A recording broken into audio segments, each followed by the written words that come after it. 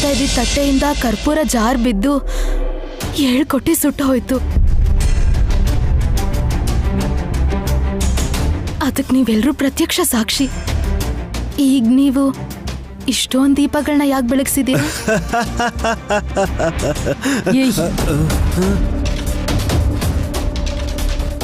ಯಾಕೆ ಹೀಗೆ ನಗ್ತಿದ್ಯಾವಲ್ಲಬಾ? ಯಾಕೆಂದ್ರೇನ್ ದೊಡ್ಡಮ್ಮ? ಮೂರ್ಖ, ಯಾಕೆ ಹುಚ್ಚಂತರ ನಕ್ಕಿದ್ದು ಅಂತ ಲಲಿತಾದೇವಿ ಕೇಳಿದ ಪ್ರಶ್ನೆಗೆ ಉತ್ತರ ಕೊಡು. ಗುರುಗಳೇ, ಶಾಂತ ಸ್ವರೂಪಿ ನೀವು. ನಿಮ್ಗೆ ಇಷ್ಟೊಂದು ಕೋಪ ಬಂದಿದೆ ಅಂದ್ರೆ ಕ್ಷಮಿಸ್ಬೇಕು.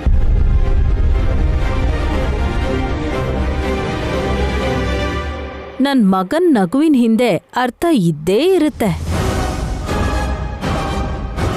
ಒಂದು ಚಿಕ್ಕ ಕಿಡಿ ಬಿದ್ದಿದ್ದಕ್ಕೆ 700 ಲಕ್ಷ ಬೆಂಕಿಗೆ ಆಹುತಿಯಾಗಿ ಬೂದಿ ಆಗೋಗಿದೆ. 100 ದೀಪ ಹಚ್ಬೇಕು ಅಂತಿದ್ದೀರಾ? ಅಕಸ್ಮಾತ್ ನಡಿಬಾರ್ದೇನಾದ್ರೂ ನಡೆದ್ರೆ ಎಷ್ಟೊಂದು ಆಸ್ತಿ ನಷ್ಟ, ಪ್ರಾಣ ನಷ್ಟ ಎಲ್ಲ ಆಗ್ಬಿಡುತ್ತೋ ಏನೋ ಅಂತ ಅದಕ್ಕೆ ನಗು ಯಾಕೆ ಬರುತ್ತೆ ಅತ್ತೆ? ಅವ್ರು ಕಷ್ಟಪಟ್ಟು ದುಡ್ದಿದ್ದಲ್ವಲ್ಲ ನೈನಿ.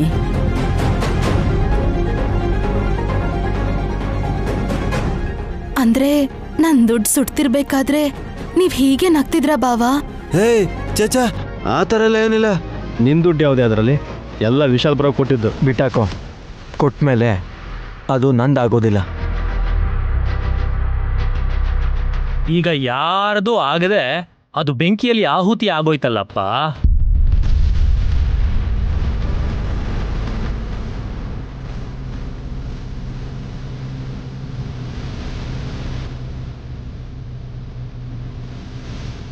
ಮೊದಲು ಸುಮನ ಡೌಟ್ನ ನಾವು ಕ್ಲಿಯರ್ ಮಾಡಬೇಕು. ಈ ಧನತ್ರಯೋದಶಿ ದಿನ ಲಕ್ಷ್ಮೀದೇವಿಗೆ ಮಾತ್ರ ಅಲ್ಲ, ಸಂಪೂರ್ಣ ಆಯುಸ್ಗೋಸ್ಕರ ಯಮಧರ್ಮರಾಜನ್ನು ಪೂಜಿಸಬೇಕು.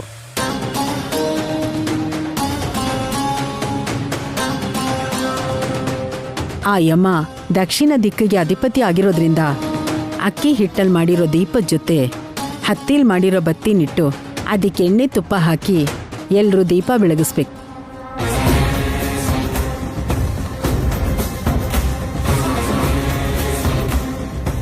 ಈ ದೀಪಗಳಿಂದ ಕ್ರೋಧವಾಗಿರೋ ಯಮ ಶಾಂತಿಯುಕ್ತನಾಗಿ ಅಕಾಲ ಮೃತ್ಯುವನ್ನ ತಡೆದು ನಿಲ್ಲಿಸ್ತಾನೆ ಅನ್ನೋ ನಂಬಿಕೆ.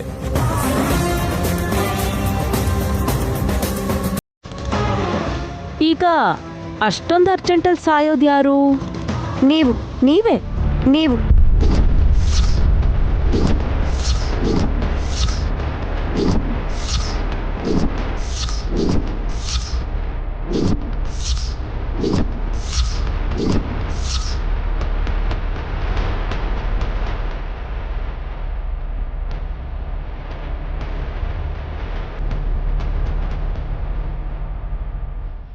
ನೀವಾಗಿರ್ಬೋದು, ನಾನಾಗಿರ್ಬೋದು, ವಲ್ಲಭಾವ ಆಗಿರ್ಬೋದು.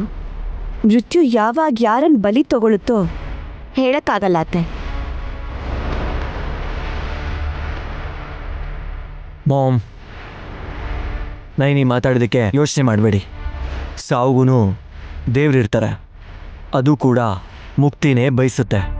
ಆದರೆ ಪ್ರಾಣ ಇರೋವರೆಗೂ ಅದು ಖಾಲಿಯಾಗೇ ಇರುತ್ತೆ. ಪ್ರಾಣ ಹೋದ್ಮೇಲೆ ಆತ್ಮನ ಅದು ಕರ್ಕೊಂಡು ಹೋಗುತ್ತೆ.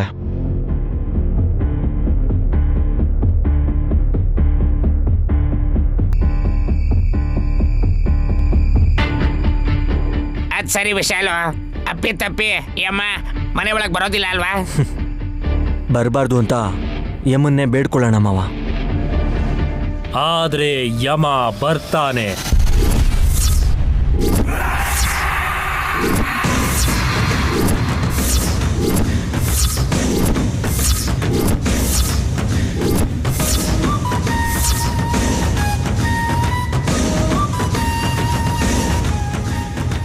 ಅಕಾಲ ಮೃತ್ಯು ಅಪಾಯ ಈ ಮನೇಲಿ ಇರೋರಲ್ಲಿ ಒಬ್ರು ಹೆಗಲೇ ಇರುತ್ತೆ. ಈಗ ಹೇಳಿ, ಯಾರನ್ನ ಹೆದರ್ಸಕ್ ನೋಡ್ತಿದ್ಯಾ? ಅವರು ಶಿವಭಕ್ತರು. ಅವ್ರು ಹೇಳೋದ್ರಲ್ಲಿ ಸತ್ಯ ಇದೆ ತಿಲೋತ್ತಮ.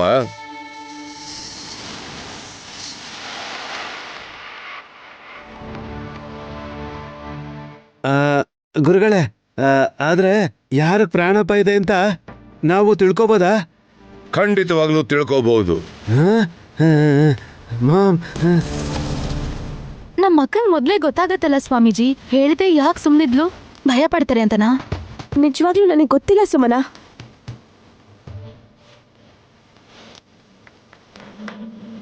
ಅಪಾಯ ಬರ್ತಿದೆ ಅನ್ನೋವಾಗ ನಯನಿ ತಿಳ್ಕೊಂತಾಳೆ, ಆದ್ರೆ ಸೂಚಿಕವಾಗಿ ಕಾಣಿಸೋದ್ರಿಂದ ಅವಳು ಅದನ್ನ ತಿಳ್ಕೊಳಕ್ಕಾಗಲ್ಲ.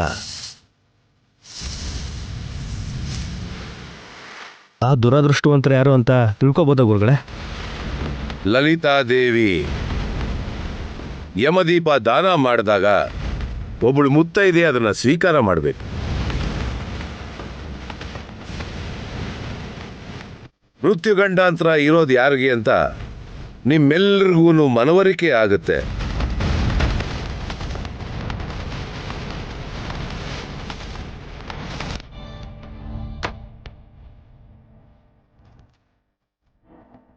ತಿಳ್ಕೊಂಡ್ರೆ ಎಚ್ಚರಿಕೆ ವಹಿಸೋ ಅವಕಾಶ ಇರುತ್ತೆ ಗುರುಗಳೇ. ಸುಮನಾ, ಯಮದೀಪ ದಾನ ನಿನ್ಗೆ ಕೊಡ್ತೀನಿ, ಮುಂದೆ ಬಾಮ್ಮ. ಚೆನ್ನಾಗಿ ಹೇಳ್ತಿರತ್ತೆ. ಹೋಗಿ ಹೋಗಿ ಸಾವಕ್ ಸಂಬಂಧಿಸೋ ಯಮನ್ ಪೂಜೆ ಫಲ ತಗೋ ಅಂತ ಹೇಳ್ತೀರಾ? ಖಂಡಿತ ತಗೊಳಲ್ಲ. ನೀನು ಸತ್ ಮೇಲೆ ನೀನು ಬೇಡ ಅಂದರೂ ನಿನ್ನ ತಲೆ ಹತ್ರ ದೀಪ ಇಡ್ತಾರೆ. ಏಯ್, ಹಾಗನ್ಬೇಡ. ಹಾಸಿನಿ, ನೀನೇ ಬಾರಮ್ಮ. ನೈನಿ, ಇಬ್ರು ಒಟ್ಟಿಗೆ ಇಸ್ಕೊಳ್ಳನ್ವಾ? ನಾನು ಸ್ವಲ್ಪ ಇಸ್ಕೊಳ್ಬೇಕಾ ಬೇಡವಾ ಅನ್ನೋ ಡೈಲಮಾ ಅಲ್ಲಿದ್ದೀನಿ. ಪರವಾಗಿಲ್ಲ ಅಕ್ಕ, ನಾನು ಇಸ್ಕೋತೀನಿ.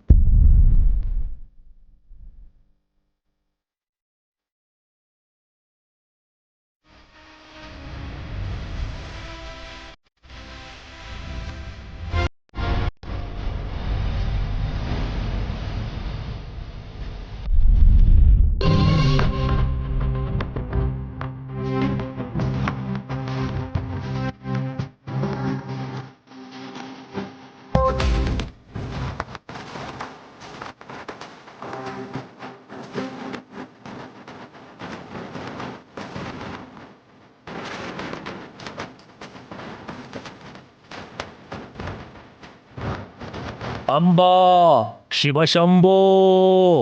ಡಮ್ಮೋ ಡಮ್ಮ, ಅಪಾಯ ಯಾರಿಗೆ ಅಂತ ಗೊತ್ತಾಗುತ್ತೆ. ನೀವೆಲ್ಲರೂ ನೋಡಿ.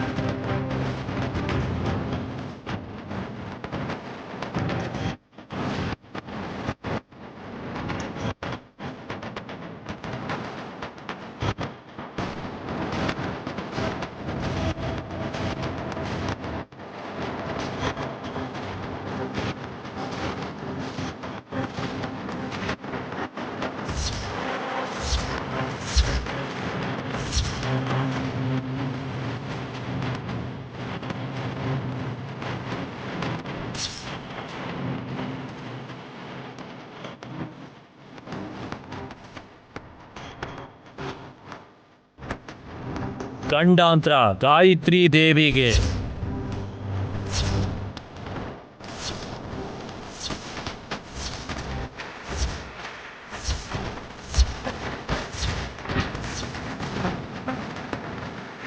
ಸ್ವಾಮೀಜಿ,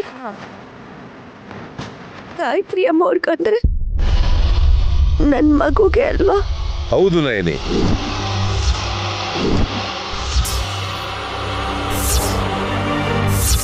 ದುಡ್ಡಿನ ಕಟ್ಟೆನ ತಾಂಬೂಲದ ರೀತಿ ಇಟ್ಟಿರೋ ದೊಡ್ಡತ್ತೆ ಲಲಿತಾ ದೇವಿ ಅವರೇ, ಪುನರ್ಜನ್ಮ ಪಡೆದಿರೋ ಅವ್ರ ತಂಗಿ ಗಾಯತ್ರಿ ದೇವಿ ಅವ್ರಿಗೆ ಮತ್ತೆ ಚಿತೆಗೇರಿಸ್ಬೇಕು ಅಂತ. ಮುಚ್ಚು ಬಾಯ್, ಮುಚ್ಚು ಬಾಯ್, ಮುಚ್ಚು ಬಾಯ್.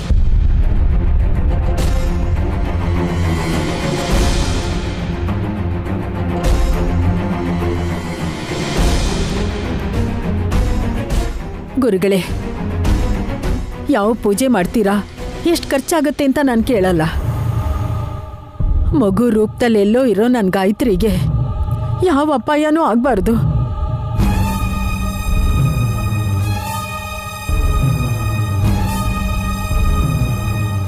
ಅಯ್ಯೋ ದೊಡ್ಡಕ್ಕ, ನೀವು ಕೇಳಿದ ಪ್ರಶ್ನೆಗೆ ಗುರುಗಳ್ ಪಾಪ ಉತ್ತರ ಕೊಡಕ್ ಆಗ್ತಿಲ್ಲ ಅಂದ್ರೆ ಕಾಲ ಸೇಡ್ ತೀರಿಸ್ಕೊಳ್ಳುತ್ತೆ ಅಂತ ತಾನೆ? ಛೀ, ಈ ಮಾತು ಹೇಳೋದಕ್ ನಾಚಿಕೆ ಆಗಲ್ವಾ? ನಕ್ಕೊಂಡ್ ಬೇರೆ ಹೇಳ್ತಿದ್ದೀರಾ. ಏಯ್, ನನ್ ಮುಖದಲ್ಲಿ ನಗು ಯಾವಾಗ್ಲೂ ಇದ್ದೇ ಇರುತ್ತೆ ಕಣೆ. ಎಳೆ ಮಗುಗೆ ಅಪಾಯ ಆದ್ರೆ ನಾನ್ ಯಾಕೆ ಸಂತೋಷ ಪಡ್ತೀನಿ? ಕೋಪ ಬರ್ಸಕ್ಕೆ ಹೀಗೆ ಹೇಳ್ತಾ ಇದ್ದಾಳೆ ಮಾಮ್. ನಂದೀಶ, ಡಮ್ಮಕ್ಕ,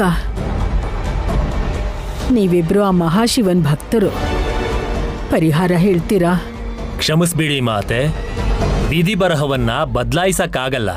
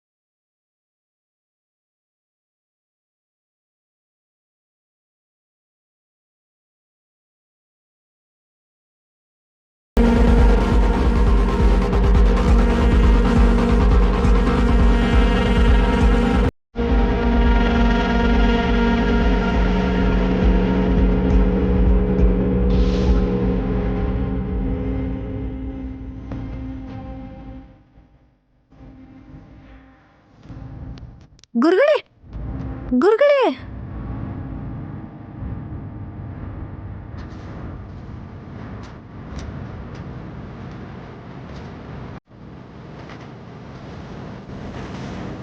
ನೀನೇನ್ ಮಾಡಿದ್ಯಮ್ಮ?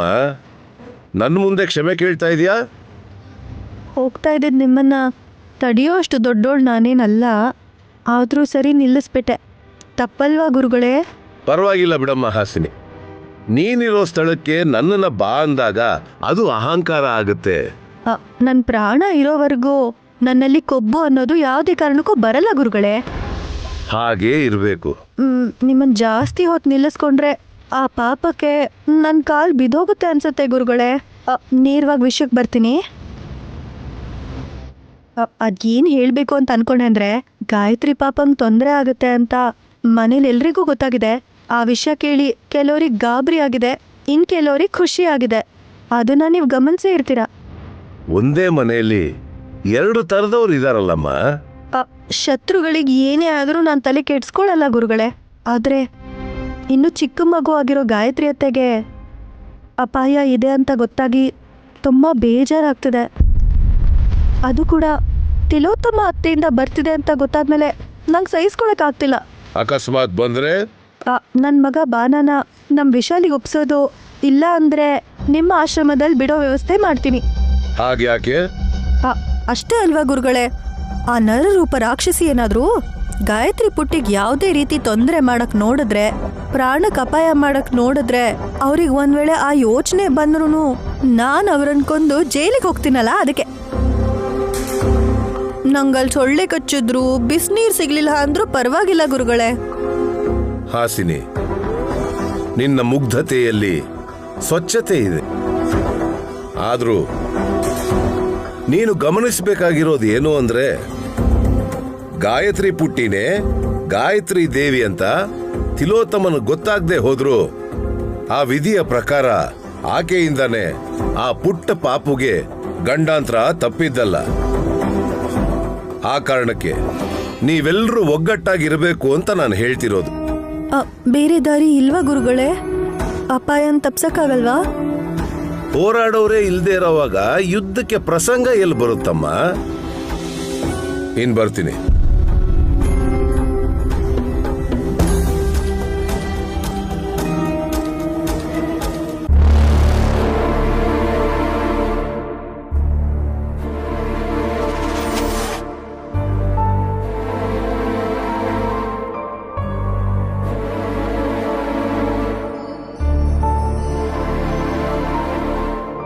ನೀವ್ಯಾಕೆ ಇಲ್ಲಿದ್ದೀರಾ ಚಿಕ್ಕೇಶ್ಮನ್ರೆ?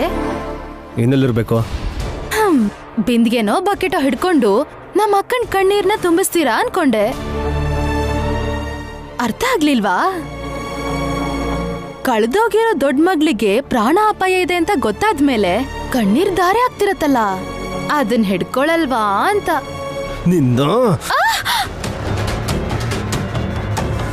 ನಿನ್ ತಲೆ 2 ಹೋಳಾಗೋವರೆಗೂ ನಿನ್ ಬುದ್ಧಿ ಮಾತ್ರ ಬದಲಾಗಲ್ಲ ಅನ್ಸುತ್ತೆ ಕಣೆ.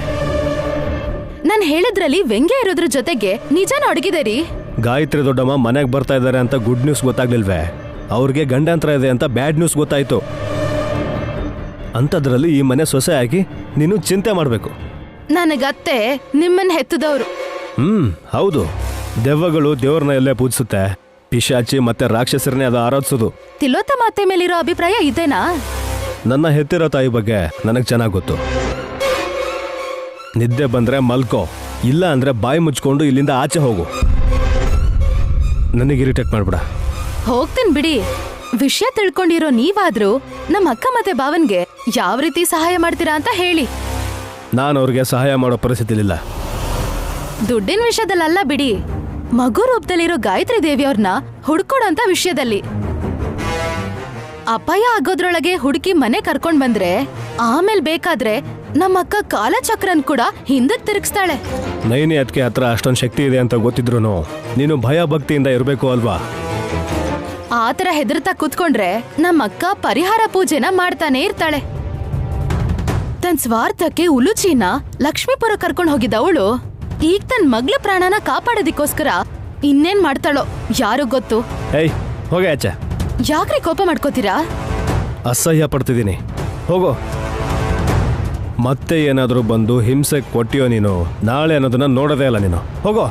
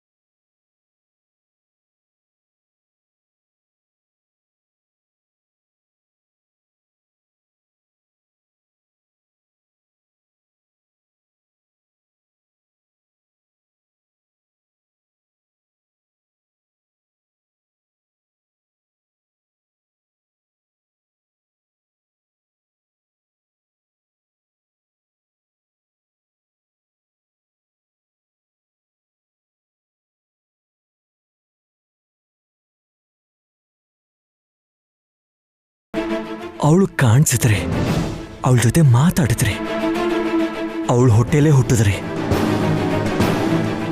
ನನಗೀಗ ತುಂಬ ಸಂತೋಷ ಆಗ್ತಾ ಇದೆ. ನಿಮ್ಮನ್ನು ಬಿಟ್ಟಿರೋದು ಅಂದರೆ ನಾನು ನನ್ನ ಪ್ರಾಣನೇ ಬಿಟ್ಟಿರೋ ಹಾಗಾಗುತ್ತೆ ಅಮ್ಮ. ಈಗ ನಿಮಗೆ ಪ್ರಾಣಗಂಡಾಂತರ ಅಂತ ಗೊತ್ತಾದ್ಮೇಲೆ ಏನು ಮಾಡಬೇಕು ಅಂತ ನನಗೆ ಗೊತ್ತಾಗ್ತಾ ಇಲ್ಲ ಅಮ್ಮ. ಯಜಮಾನ್ರೆ,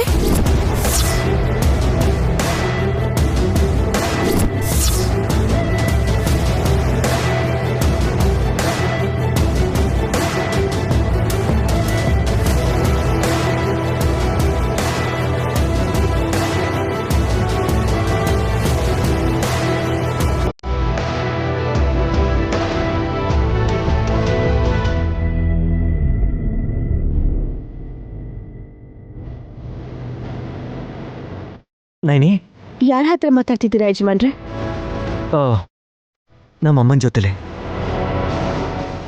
ನಿಮ್ಮ ಕೈಯಲ್ಲಿರೋದು ಗಾಯತ್ರಿ ಪುಟ್ಟಿ ಅಲ್ವಾ?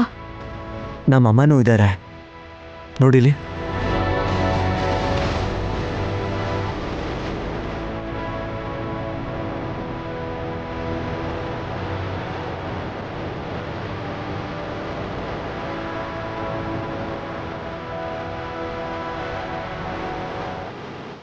ಫೋಟೋಲಿರೋ ಅಮ್ಮವ್ರ ಹತ್ರನ ನೀವು ಮಾತಾಡಿದ್ದು? ಹೌದು ನೈನಿ.